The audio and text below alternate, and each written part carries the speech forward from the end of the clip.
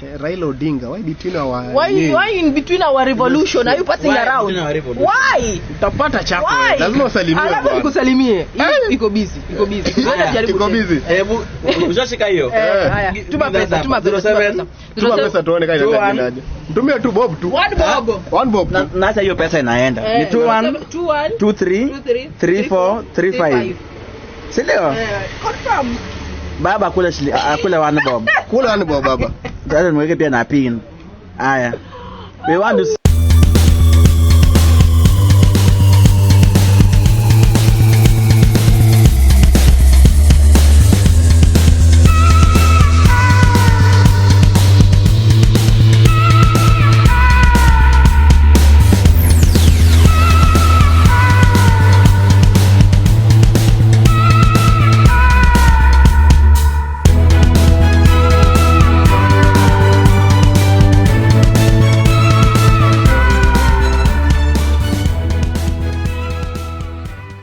to Havana Media. My name is Boniface Owino, and as usual, I'm going to be your host for today. Now, yesterday, there is a statement that Raila Odinga made that has really brought a lot of tension, and people have really booed Raila for doing such kind of thing. Some of them saying that they didn't expect Raila to make such a move, that Raila Odinga has betrayed them. So there is something that I want us to understand here. I want us to go step by step so that at least we can all understand what is happening or what has happened, or either we can all understand what happened yesterday. During Raila Odinga's statement, there is this statement that there's this thing that Raila Odinga said. And we all know very well that yesterday these guys met purposely because we know very well, we know that there has been issues with the IEBC. And IEBC is one of the commission or a body that is mostly is normally accountable for the elections in Kenya. And for the past years, IEBC has never been that transparent. So this is one of the things that was included in the Nadco report to review the IEBC commission and what needs to be done in the IEBC so that the elections can be done or can be transparent in a manner that everybody can, when the elections is done, everybody can accept, can agree with the IEBC or the results. Now, yesterday, one of the things yesterday the signing of there was this bill that was being signed by the president, and it forced the opposition also to attend the signing of the bill so that they can also testify, also they can also witness. Because the bill was, when the Nadco report was being verified, both the opposition and the government were together there. So yesterday, these guys met. After the meeting, now there was this issue of the statement that now were being made. And the first person that made the statement, or the first man that gave his speech, was Kalonzo Musyoka. And Kalonzo Musyoka at one point was seen like Kalonzo was in fact, Kalonzo did not even talk about that Nadco report of the IEBC, something like that, of the signing. What Kalonzo Musyoka talked about was the issue that is really affecting Kenya right now.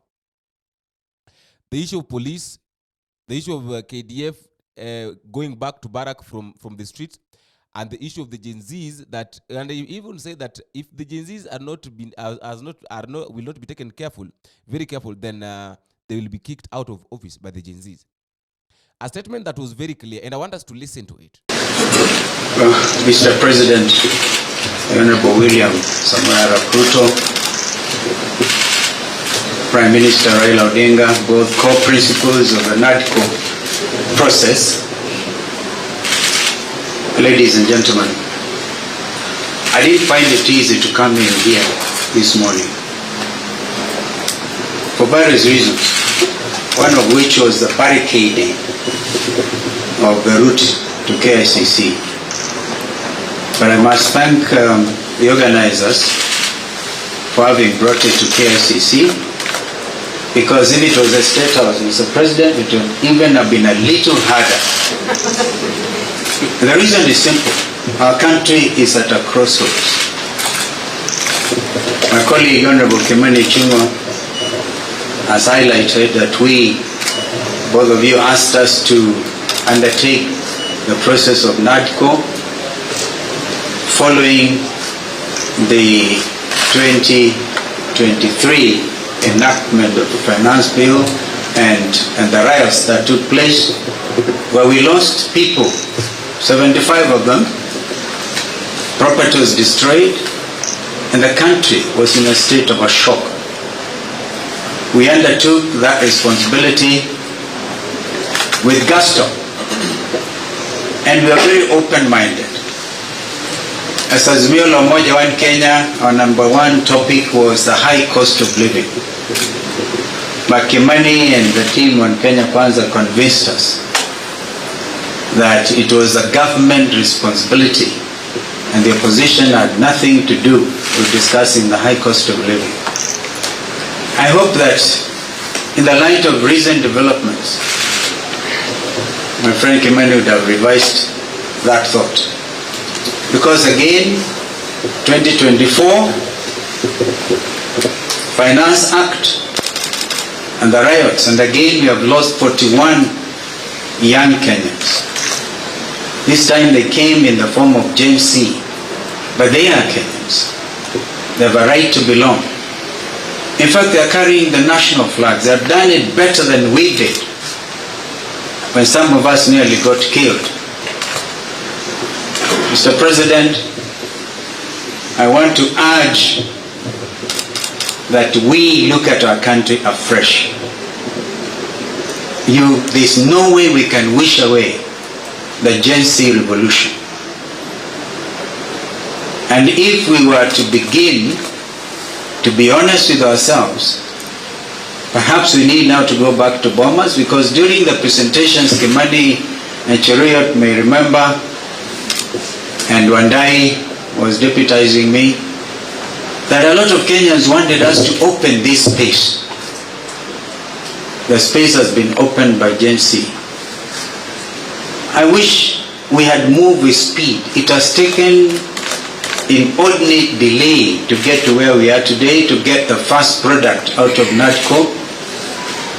And I'm not so sure, my friend Kimani, whether it is expected of us to even fast track the other 8.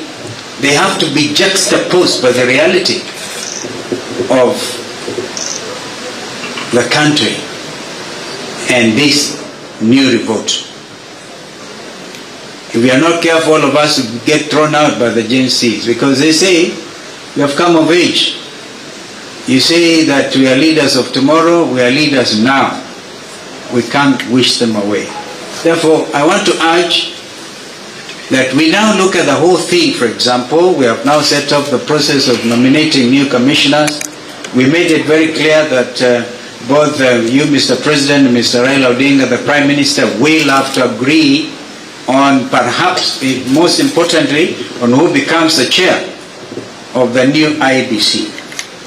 That principle of consultation was inbuilt, and I thank my colleagues because we didn't have to struggle much to agree. But now is the time. The country is at a crossroads. Can we, for a beginning, even in order to bring the country to normalcy, can you, Mr. President, order the Inspector General of Police, if he doesn't resign, can he remove the police from the streets? Can the army get out of our streets and back to the barracks? I thank you. Now, coming back now to the Raila Odinga statement, I think this one now is what has now gone viral all over the internet. I want us to understand each other here. First of all, we know very well that Raila Odinga is a party leader of ODM and is also in opposition, in which he also have people that he leads. He is also a leader somewhere. So being that Raila Odinga is a leader somewhere, there are some people who expect him to say something that maybe they can concur with. Because of course we know that every day a leader must speak, and if a leader speak, the people that he leads expect him to say something. And we know that the Gen Zs said that they had rebellers they are leaderless, they are partyless. In short, the Gen Zs do not have any leader. They do not have any party. So Raila was speaking on behalf of the people of Azimio and on behalf of the people of ODM. He was not speaking on behalf of the people of the Gen Zs. Why? Because these people told him not to speak on their behalf. These people told him to relax, that this war is not his. And one thing that, one statement that Raila made, that I think now if we all agree on this, we can now see what Raila meant. Raila, if we are very keen on what the statement that Raila Odinga made, go to Raila Odinga's Facebook page. This is what the statement says. That I agree with my brother Kalonzo, as Azimio, we wanted the matter of the cost of living to be discussed as part of Nadco. Kenya Kwanza insisted that it was strictly a government affair. However, as is evident, even today, the cost of living is the most important issue unless we are in a state of emergency. The police and army should immediately be taken off the streets. All victims of police brutality must be compensated. So Raila Odinga was trying to support what Kalonzo Musyoka was saying. Because why? Because Raila Odinga knows very well the kind of people the Gen Zs are. So if at all he made a mistake of messing up or maybe talking about other thing, then it could have been a problem. So I want to clarify something here. That it's not like I'm trying to defend anyone, but I'm just I just want us to understand each other. According to Raila's statement on Facebook, Raila is saying that I agree with my brother Kalonzo Musyoka. As Azimio, we wanted the matter of the cost of living to be a discussion as part of Nadco. So in short, during the Nadco report, they wanted this issue of cost of living to be included in the Nadco report. But Kimani Chungwa, being the leader of the panel that was representing the Kenya Kwanza government, they said that is not something that should be discussed by opposition. That is a matter that needs to be handled by the government. But right now, we know very well that this thing is out of hand. This thing, the issue of cost of living is out of hand. In fact, the government cannot even talk about it because kama wamelemewa yani. So Raila Odinga talking about issue of dialogue. I think now this is now where the problem is. Raila Odinga talking about dialogue. But I'm happy to confirm that we have had consultations, and after extensive consultations, we have agreed that a dialogue is the way forward out of the crisis that we're having today in our country. We've agreed that we give people an opportunity to be heard, to express themselves, to come out with the grievances which are actually ailing our country today, so that a lasting solution can be found. Because of restrictions of resources or limitation of resources, we've agreed that everybody else will bear the cost of coming to this meeting. But we want it to be a really very engaging conversation on the way forward, so that we deal with fundamental issues that are affecting our society today. Raila was talking about dialogue concerning what is in the IBC and in the Nadco report. Raila Odinga was not talking about the dialogue between the Gen Zs and the government. Okay, in as much as maybe we may think, or in as much as maybe people may want we want a peaceful country, but then a peaceful country can only be peaceful when people are agree. And now the agreement that Raila Odinga was talking, the inclusion or the engagement of dialogue that Raila Odinga was talking about was between the government and the people of Kenya concerning the IBC bill and the report. Why? Because initially, people were saying that they also need to be engaged in what is happening in the government. And when you look at it very well, if you're very keen, if you're very keen, you could have seen that the people of Jubilee did not attend that meeting. Why? Because they felt like that inside that bill, the IBC bill, there is a problem. Why? Because when you look at this section, that is, when you look at section 38A, section 38A, Roman 1, it says that the commission shall appoint a place or places or designated or designate a vehicle or vehicles or a vessel or vessels as a polling stations or polling stations for each electoral area. So this is one of the major things that made it impossible for people like Jeremiah Kioni not to attend this meeting. And I think I want us to listen to the statement that was made by Jeremiah Kioni, and then we continue. I know the IBC bill is before him for signature. He could be signing it today or tomorrow, whatever time he chooses to sign. But also remember, if it is beyond 7 days, and it's already law, even without his signature. Najua hivyo, kama tena hiyo amesahau. But in that act, and this is in that bill that is before him, there is a clause ambayo imewekwa, so that you know that Ruto is permanently looking for ways of rigging himself into power. This is amendment. It's a new clause that has been introduced as 38A, 1A, and it reads, the commission shall appoint a place or places or designate a vehicle or vehicles or a vessel or vessels as polling station or polling stations for each electoral area. Kwa lugha rahisi, yani tutapiga kura kwa gari. Sheria sasa inawapa ruhusa watumie magari kama polling stations, sio madarasa zile tumezoea. So I don't know, utumie gari kama polling station moja is vehicle or vehicles. Ni not in one polling station, is polling station or polling stations. Na rafu wanasema for each electoral area. So sio pahali fulani pengine kule Manda Islands, is the whole of this country. Kila polling station unaweza sema watu wasipigie kura kwa darasa, wacha wapigie kwa hii pickup.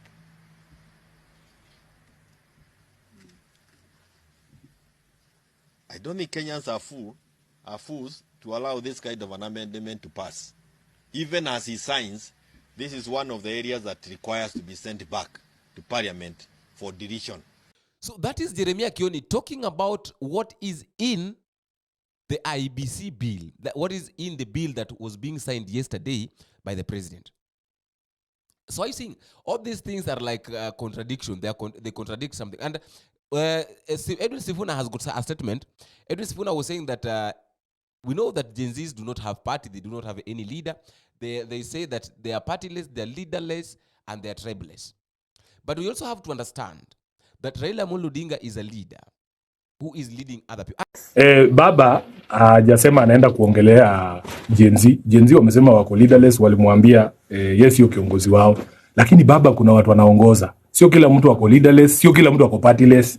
Mimi niko na party na mimi ni SG wa hiyo chama. So pia sisi tuko na stake kwa nchi na hatuwezi kaa tu kama leaders ati tunyamaze na vitu zinafanyika kwa Kenya. Unaona? Ile tyranny tunasema, tyranny ni kitu mbaya.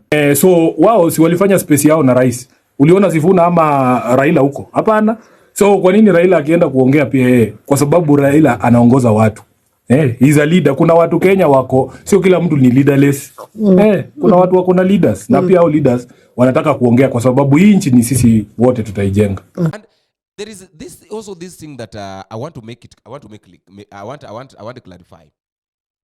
Raila Odinga wants to become the chairman of African Union. We all know that. And for any leader to achieve this goal and become the chairman of African Union, you must ensure that everywhere you go, there is peace. And now, there is a mistake that Raila Odinga cannot try to make. Raila Odinga cannot try to trigger the problem or to trigger something that can cause chaos in his own country. Because one of the major things that can be used against him during the panel is this: that in your own country, you are the one who caused chaos. You are the one who did not even manage to bring your country in peace, to put it at peace, or to solve all the problems in your country. So how sure are we that if we give you opportunity, you're going to solve all these problems that we are facing as a continent? Are you seeing?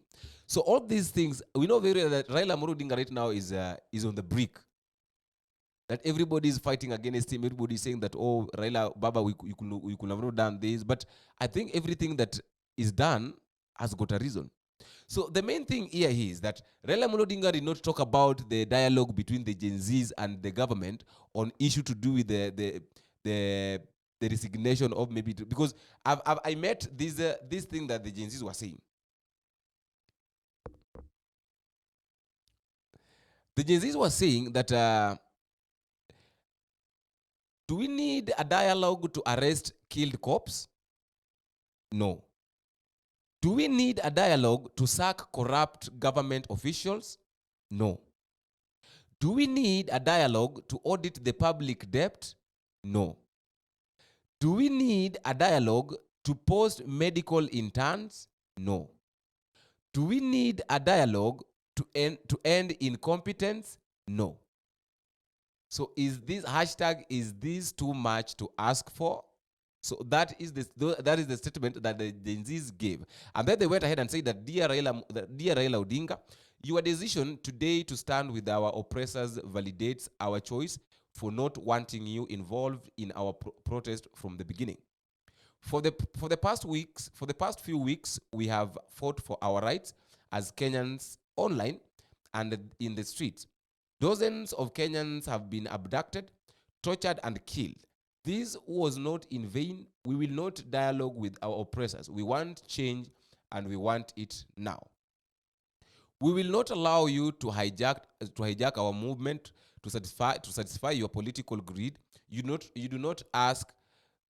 not speak for us, and today you have shown that you stand with the thieves and killers. We will not be silent. We will not be silenced. We will drain this swamp with you in it. This is not business as usual. We are partyless, we are tribalist, and most importantly, we are leaderless. We are the new opposition. So that is just my thought. I would also like to listen to your thought. I would also like to know your thought at the comment section. But a reminder, if you're meeting for the first time, please don't forget to click the subscribe button. You can also like and drop me a comment and tell me where you're watching us from and how these videos are reaching you. And until we meet again, I've been your host, Boniface Awino. Bye-bye.